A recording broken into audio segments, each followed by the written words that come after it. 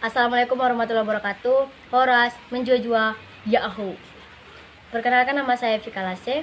Saya putri Nias asli. Ayah saya orang Nias, mama saya orang Batak.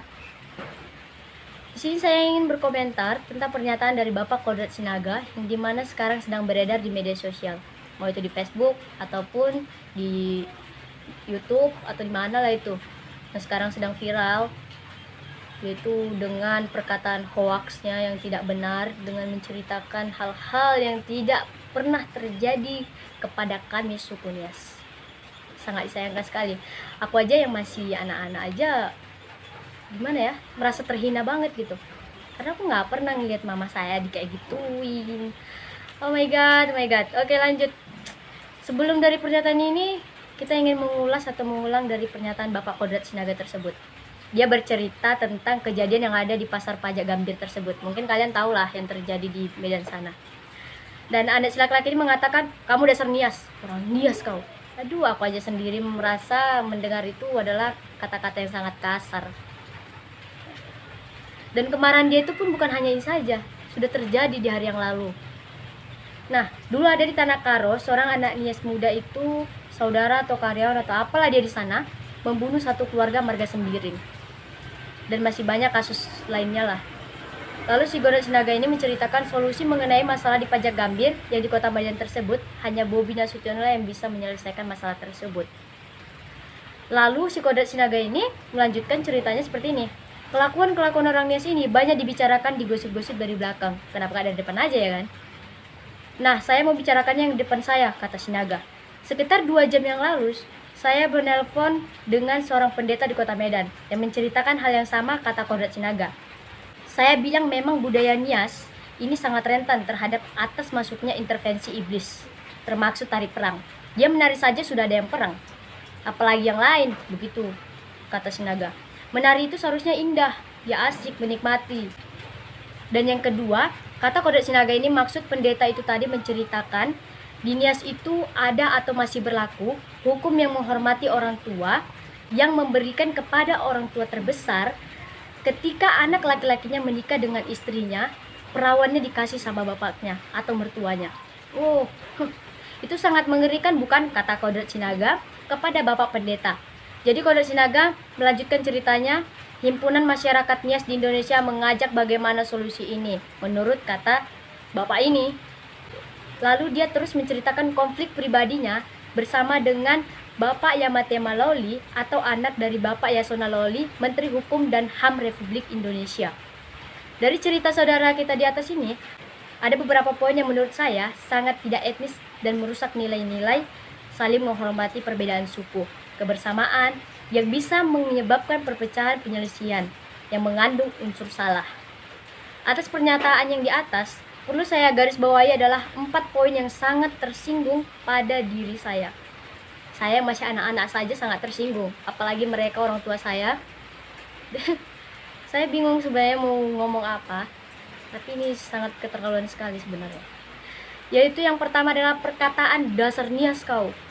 Konflik antara suku-suku bangsa Nias dengan suku atau etnis yang lainnya ada di Sumatera Utara, khususnya di kota Medan. Ketiga, memang budaya Nias ini sangat rentan terhadap intervensi iblis, menurut Kodrat Sinaga.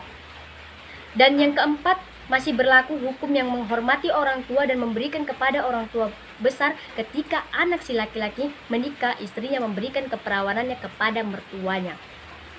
Oleh sebab itu perlu saya jelaskan kepada Bapak Kodrat Sinaga, kata Nias itu adalah sebutan nama suku kami, bukan nama panggilan kami.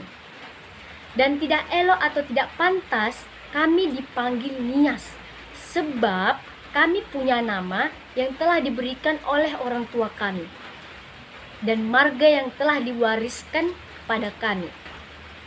Suku Nias belum pernah berkonflik dengan suku lain di Indonesia ini, termaksud kepada suku-suku yang ada di Sumatera Utara.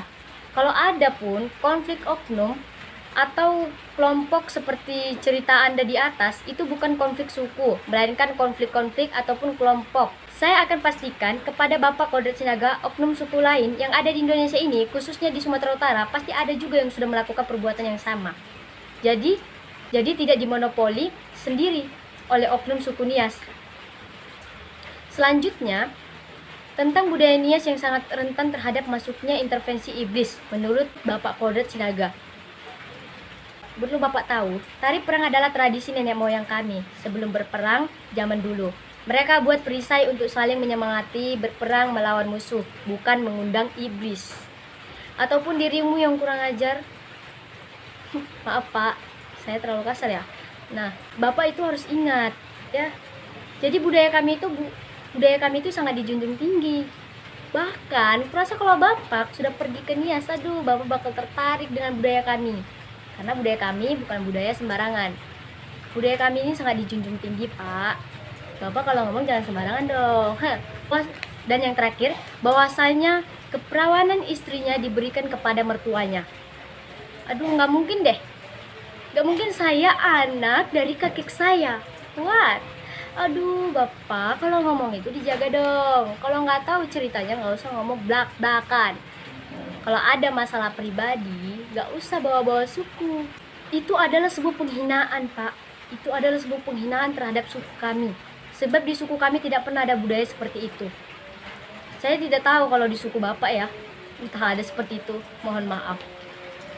Saya jelaskan kepada Bapak Kodrat Sinaga dan kepada suku-suku lain yang ada di Indonesia ini, dan termaksud suku yang ada di Sumatera Utara, bahwa suku Nias adalah salah satu suku, bukan satu-satunya sih, tetapi salah satu suku yang sangat menjunjung nilai-nilai adat, budaya, agama, dan sangat menghormati dan menghargai yang namanya perbedaan.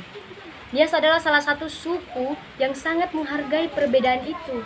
Jadi itu tidak benar yang Bapak ceritakan. Kodrat Sinaga tahu kepada oknum pendeta sesat yang menelpon Bapak, suku Nias itu mayoritas beragama dan budaya, jadi tidak mungkin melakukan budaya yang disampaikan oknum pendeta sesat itu. Dan termaksud Anda, Bapak Kodrat Sinaga. Saya Putri Nias, nama ayah saya Jainal Arifin Lasem. Usul ayah saya itu dari desa Butumujoi, kecamatan Butumujoi, Kabupaten Nias. Dan mama saya Ernamawati Burhasibuan. Saya sangat tersinggung dengan pertanyaan Bapak Kodrat Sinaga di atas. Dan saya berharap kepada tokoh-tokoh Nias yang ada di Indonesia dan khususnya di Sumatera Utara untuk mendorong pihak berwajib untuk mencari keberadaan Bapak Kodrat Sinaga tersebut dan memberikan efek jerah kepada yang bersangkutan dan membuat dia sadar atas perkataan dia itu, serta meminta maaf kepada seluruh suku Nias melalui media resmi yang dikelola oleh pemerintah maupun swasta. Demikian pernyataan saya ini sebagai anak dari putri suku Nias yang telah tersinggung atas pernyataan dari Bapak Kodrat Sinaga, atas penghinaan omongan kotor dari Bapak Kodrat Sinaga ini. Semoga Bapaklah yang bertaubat, dan lain kali Bapak harus banyak-banyak belajar dalam berkata-kata dan dalam menghormati orang lain. Saya masih kecil aja bisa menghormati Bapak, masa Bapak yang sudah tua belum bisa menghormati orang lain? Oke, salam dari saya dan saya akhiri. Ya ahau horas menjojo. Assalamualaikum warahmatullahi wabarakatuh.